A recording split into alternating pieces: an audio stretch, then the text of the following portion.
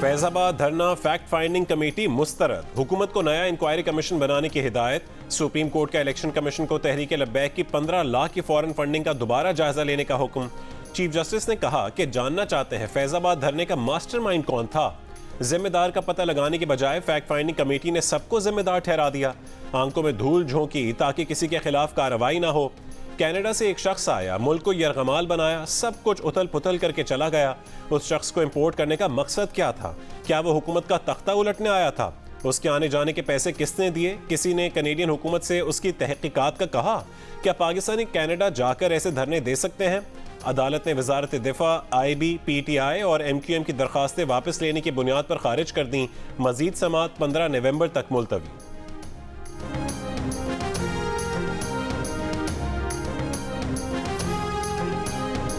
फैजाबाद धरना केस का मास्टरमाइंड कौन था? दो बड़ी जो है वाक़यात हैं उस धरने के जो आपको मास्टरमाइंड की तरफ जो है लेके जाते हैं। एक तो वो कि एक शख्स जो है इंसिस्ट करता है कि मैं इसमें गवाह बनूंगा इस एग्रीमेंट के ऊपर।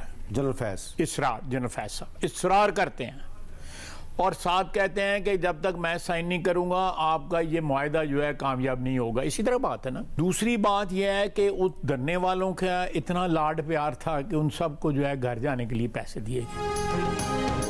फैजाबाद धरने के mastermind general retired Faiz Hamid है। रहनुमा नून लीग और साबिक वजीर दिफा ख्वाजा आसिफ की प्रोग्राम कैपिटल टॉक में दो टोक गुफ्तगू। कहा धरने वालों के साथ मुआहदे में जनरल फैज हमीद के बतौर गवाह दस्तखत और धरने वालों को पैसे देने के वाकयात वाजे करते हैं कि मास्टरमाइंड जनरल फैज हमीद ही थे। मुस्लिम लीग नून के सेनेटर मुशाहिद हुसैन सैयद ने कहा कि चेयरमैन तहरीक इंसाफ और सियासी जमातों के साथ गुफ्तगू होनी चाहिए। नवाज शरीफ चेयरमैन तहरीक इंसाफ और दीगर सियासी जमातों से बातचीत कर सकते हैं क्योंकि नवाज शरीफ की सोच अब मुदब्बराना सोच है।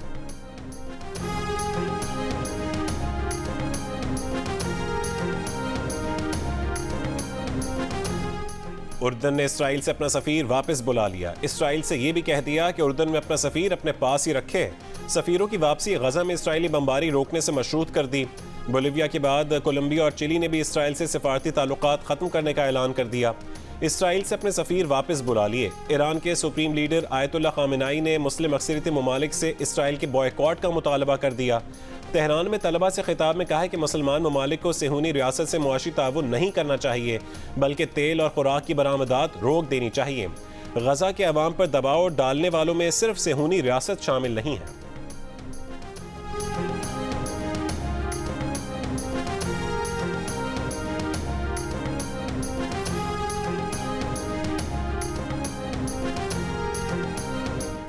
गजा सहाफ़ियों के लिए जदीद तारीख का सबसे बड़ा मक्तल बन गया।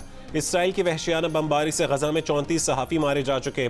इस साल जनवरी से अब तक दुनिया भर में मारे जाने वाले सहाफ़ियों की तादाद 37 है। सहाफ़ती तंजीम रिपोर्टर्स विदाउट बॉर्डर्स ने गजा में सहाफ़ियों के खिलाफ जारी जंगी जराइम की शिकायत आलमी अदालत इंसाफ में दर्ज करवा दी। सहाफ़ती तंजीम के मुताबिक इसराइल ने गजा में 50 से ज़्यादा मीडिया इमारतों पर जानबूझकर बमबारी की। रिपोर्टर्स विदाउट बॉर्डर्स के मुताबिक इसराइल ने गजा में सहाफ़ियों के तहफ़्फ़ुज़ की ज़मानत देने से भी इनकार कर दिया।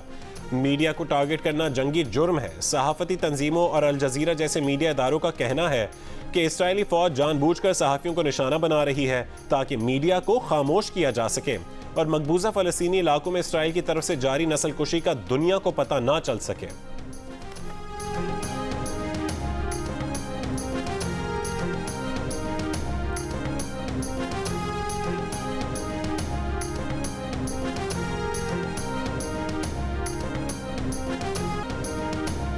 गजा और मिस्र के दरमियान रफाह बॉर्डर क्रॉसिंग इंसानी बुनियादों पर खोल दी गई। 80 से ज़्यादा शदीद जख्मियों को मिस्र मुंतकिल कर दिया गया। 500 गैर मुल्की पासपोर्ट होल्डर्स का इनखला जारी। कतर की सालिसी में अमरीका के ताउन से मिस्र, हमास और इसराइल के दरमियान मुआहदा। ताहम क्रॉसिंग कब तक खुली रहेगी इस बारे में तफसील सामने नहीं आई। पाकिस्तान की जानिब से भेजी गई इमदाद रफाह क्रॉसिंग से गजा पहुँच गई। गजा के अस्पतालों के लिए फौरी तौर पर ईंधन की फरहमी की अपील। गजा में इंटरनेट सर्विस एक बार फिर बंद। 26 रोज से जारी इसराइली हमलों में शहीद फ़लस्तीनियों की तादाद 8,600 से ज़्यादा हो गई। 23,000 से ज़्यादा जख्मी हैं।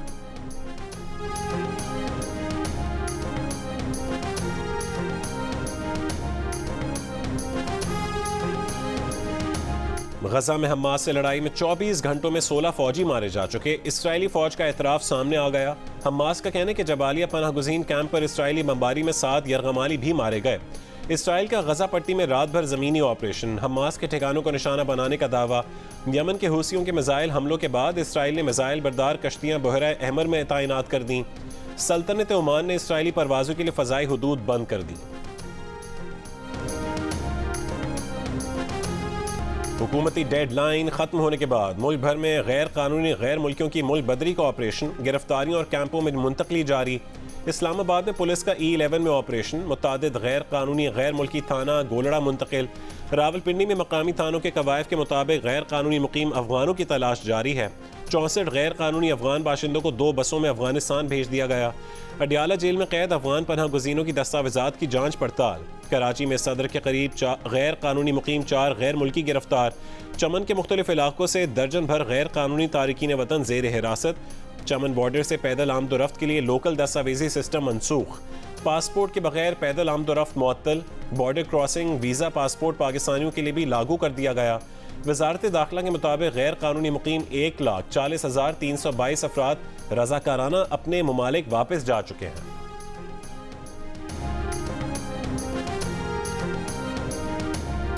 खैबर पख्तूनख्वा से गैर कानूनी मुकीम गैर मुल्कियों की वतन वापसी का सिलसिला जारी है। तुर्कम बॉर्डर से 1,10,000 से ज़्यादा तारिकीन वतन रज़ाकाराना तौर पर अपने वतन वापस लौट चुके। बलोचिस्तान के निगरान वज़ीर इत्तलात जान अचकज़ई ने कहा है कि सिंध और पंजाब से गैर कानूनी मुकीम अफराद के काफिलों को बलोचिस्तान के रास्ते उनके मुल्क भेजा जाएगा। ऑपरेशन किसी कम्युनिटी के खिलाफ नहीं, गैर कानूनी मुकीम अफराद के खिलाफ है। सूबे में अभी तक गैर कानूनी मुकीम 100 अफराद को हिरासत में लिया गया है। जाली शनाख्ती कार्ड भी मनसूख किए जाएंगे।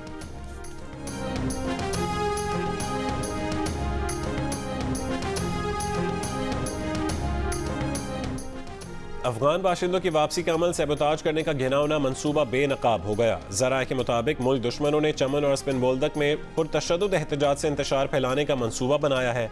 कैंपों में या नकलो हरकत के दौरान शरंगेजी की जाएगी। मज़मूम अनासिर को सिक्योरिटी एहलकारों की अफगानों से जोर ज़बरदस्ती की तस्वीर और वीडियोज़ बनाने का टास्क दिया गया है। इन तस्वीर और वीडियोज़ को पाकिस्तान के खिलाफ बतौर प्रोपेगेंडा इस्तेमाल किया जा सकता है। पाकिस्तानी साइट पर क्रॉसिंग पॉइंट्स पर अफगान बाशिंदों पर फायरिंग का भी मंसूबा है। घिनौने मंसूबे का मकसद इनखला का अमल सैबोताज करके पाक अफगान कशीदगी बढ़ाना है।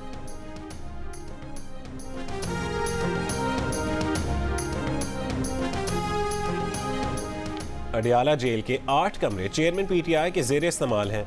इलाज के लिए 9 डॉक्टर्स ड्यूटी पर मामूर हैं। टीवी पर उन्हें 10 चैनल्स दिखाए जाते हैं। चेयरमैन PTI चैनल खुद नहीं बदल सकते, इसलिए हर घंटे बाद चैनल तब्दील कर दिया जाता है। बेड, मैट्रेस, अखबार, वर्जिश के लिए साइकिल, वॉक के लिए 20 फुट का सहन भी चेयरमैन PTI को हासिल है। खाना पकाने के लिए बावर्ची दस्तयाब है, जो साबिक वजीर आजम को उनकी ख्वाहिश के मुताबिक खाना पकाकर फराहम करता है।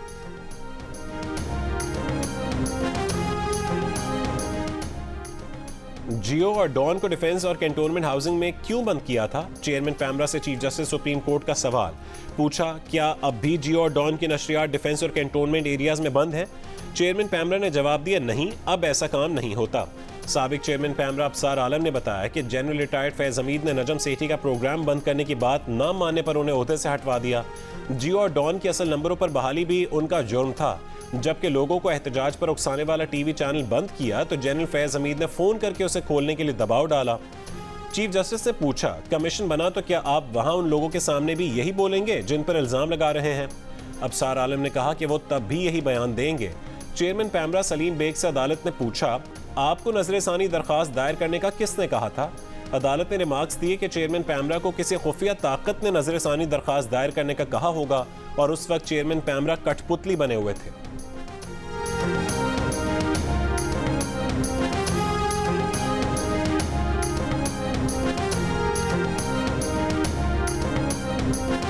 सितंबर की फ्यूल प्राइस एडजस्टमेंट की मद में बिजली 55 पैसे फी यूनिट महंगी करने की दरखास्त पर नेपरा में समाअत। इजाफे से बिजली सार्फिन पर 8 अरब 37 करोड़ रुपए तक इजाफी बोझ पड़ सकता है। बिजली की कीमत में इजाफे का इत्तलाक के इलेक्ट्रिक सार्फिन पर नहीं होगा।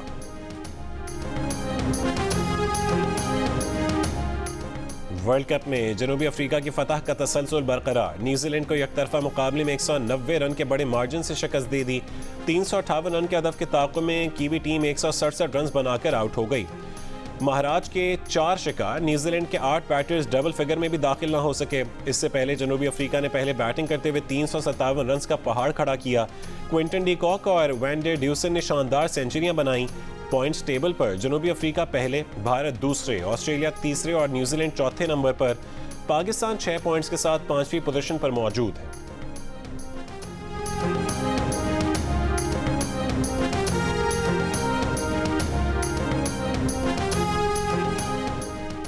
न्यूजीलैंड की बदतरीन शिकस्त ने पाकिस्तानी मद्दाहों की सोई हुई उम्मीदें फिर जगा दी। जो यूं होता तो क्या होता की सूरत हाल बनने लगी। न्यूजीलैंड की एवरेज भी गिर गई, लेकिन वो अब भी पॉइंट्स टेबल पर चौथे नंबर पर मौजूद है। पाकिस्तान अपने बकिया 2 मैचेस में न्यूजीलैंड और इंग्लैंड को हरा दे, फिर कीवी टीम श्रीलंका से शिकस्त खा जाए, तब पाकिस्तान की फाइनल 4 के लिए राहें आसान हो सकती हैं।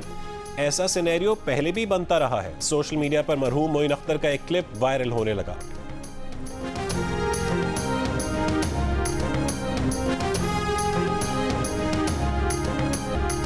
क्रिकेट वर्ल्ड कप के top wicket taker Pakistani fast bowler Shaheen Shah Afridi one day ranking में भी टॉप पर पहुंच गए। मेगा इवेंट में अब तक 16 खिलाड़ियों को पवेलियन की राह दिखाने वाले शाहीन की रैंकिंग में 7 दर्जे बेहतरी। बैटर्स की रैंकिंग में कप्तान बाबर आजम की पहली पोजीशन बरकरार, लेकिन नंबर 2 भारत के शुभमन गिल से सिर्फ 2 पॉइंट्स का फर्क रह गया।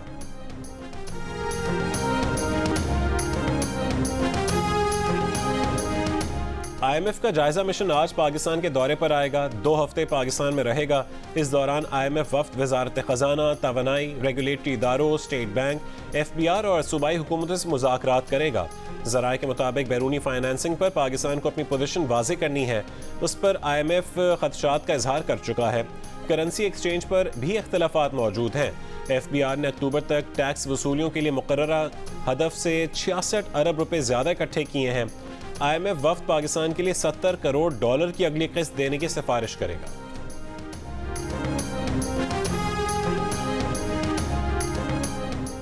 इलेक्शन कमीशन ने तहरीक लब्बैक की फॉरेन फंडिंग को मूंगफली के बराबर लिखा। इलेक्शन कमीशन खुद मान रहा है कि 15 लाख की फॉरेन फंडिंग हुई।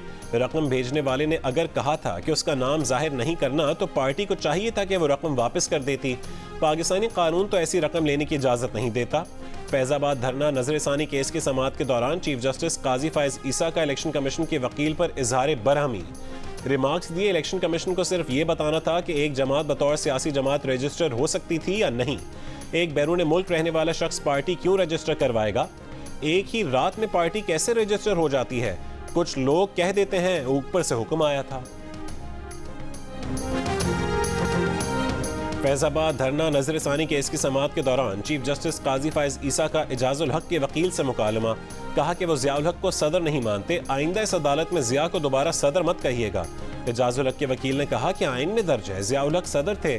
चीफ जस्टिस ने कहा जियाउल हक ने आइन में लिखवाया कि वो 5 साल के लिए सदर हैं। जियाउल हक वाहिद शख्स है जिसका नाम आइन में लिखा हुआ है।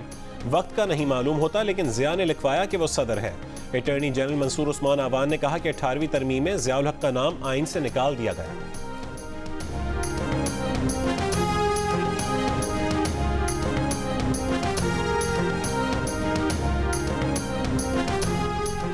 जिला कुरम में जिरगा कामयाब। कबाइल के दरमियान 9 रोज से जारी झड़पें रुक गईं। जिरगा रुकन नूर जफ का कहना है कि ज़िला इंतजामिया और फोर्सेस के हमरा जिरगे ने कामयाब मुज़ाकरात किए। पुलिस के मुताबिक 2 कबाइल में झड़पों में 55 अफराद जान बहक और 105 जख्मी हुए। सिक्योरिटी फोर्सेस का यूरोप के इलाके संबाजा में खुफिया इत्तला पर ऑपरेशन। 6 दहशतगर्द मारे गए। ISPR के मुताबिक ऑपरेशन के दौरान दहशतगर्दों और सिक्योरिटी फोर्सेस में फायरिंग का शदीद तबादला हुआ।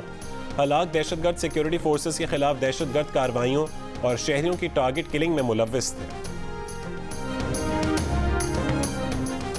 निगरान वफाकी वजीर दाखिला सरफराज बुगटी ने कहा है कि BNP मैंगल ने लापता अफराद और डेथ स्क्वाड के मामले पर धरना दिया। डेथ स्क्वाड वो हैं जिन्होंने 5000 सिविलियंस कत्ल किए। BLA ने 2010 में ये सारी कत्ल गारत कबूल की। हमने उन तंजीमों से अख्तर मैंगल को नहीं जोड़ा।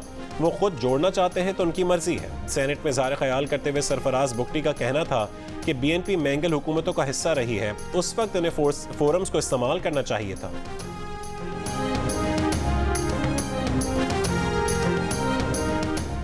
पंजाब की निगरान हुकूमत ने सूबे भर में स्मॉग इमरजेंसी नाफिज कर दी।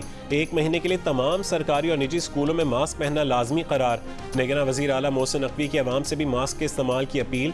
कहा तामीराती काम के दौरान मिट्टी, रेत, मलबे पर छिड़काव न करने वालों के खिलाफ कार्रवाई होगी। इससे पहले लाहौर हाई कोर्ट ने स्मॉग की मौजूदा सूरत हाल का जिम्मेदार पंजाब हुकूमत को ठहराया था। फौरी स्मॉग इमरजेंसी नाफिज करने की हिदायत की थी। दूसरी जानिब माहिरीन माहौलियात का कहना है कि स्कूलों की छुट्टी और ट्रांसपोर्ट बंदिश से फर्क नहीं पड़ेगा।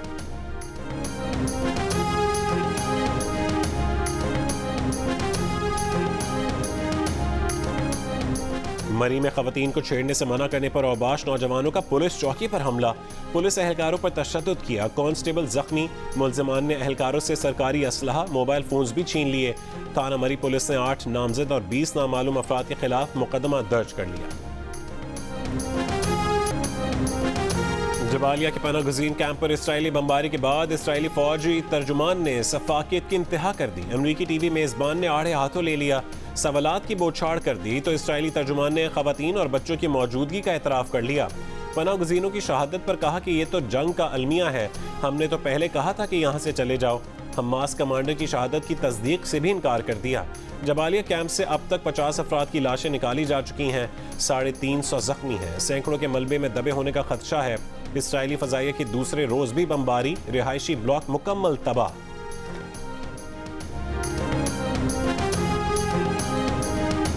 सेनेट में मजलूम फलस्तीनियों से ज़ारी यकजहती के लिए करारदाद मुतफ़िक़ा तौर पर मंजूर। फौरी जंग बंदी, गजा की नाकाबंदी खत्म करने का मुतालबा। इसराइल की हिमायत करने वाले ममालिक शरीक जुर्म करार। सेनेटर इसाक डार की पेश की गई करारदाद में कहा गया कि हॉलोकॉस्ट के बाद किसी रियासत ने ऐसा कत्लेआम और जंगी जराइम नहीं किए। निगरान वज़ीर ख़ारजा जलील अब्बास जिलानी ने कहा कि पाकिस्तान हमेशा फ़लस्तीनी अवाम के साथ रहा है और आइंदा भी रहेगा।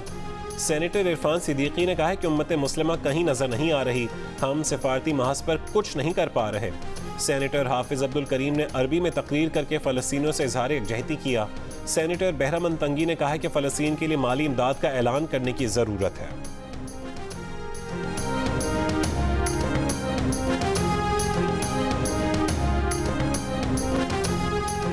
पाकिस्तान में फ़लस्तीन के सफ़ीर अहमद जवाद रबी का फ़लस्तीन की हिमायत पर पाकिस्तानी हुकूमत और अवाम का शुक्रिया।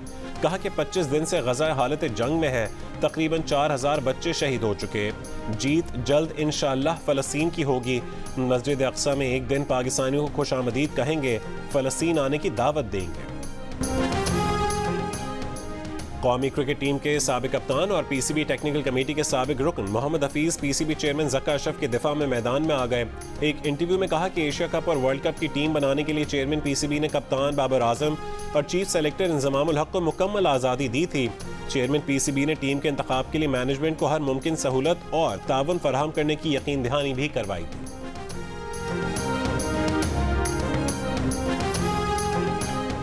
क्रिकेट वर्ल्ड कप पर तज्ज़िया और तबसरों के लिए देखिए प्रोग्राम हारना मना है। वर्ल्ड कप के दौरान रोजाना रात 11 बजे सिर्फ जियो न्यूज़ पर।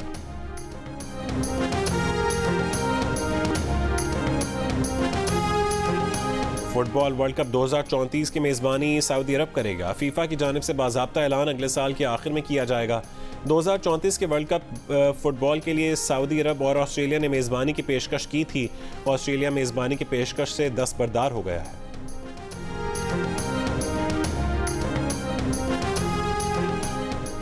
और दिल का रिश्ता पाकिस्तान में रिश्ता तय कराने वाली तेज तरीन ऐप बन गई। कराची की सानिया ने सिर्फ 7 दिन में सलमान की सूरत में अपने लिए जीवन साथी मुंतखब कर लिया। शादी तय पा गई, इसी महीने रिश्ता ज़वाज में बन जाएंगी।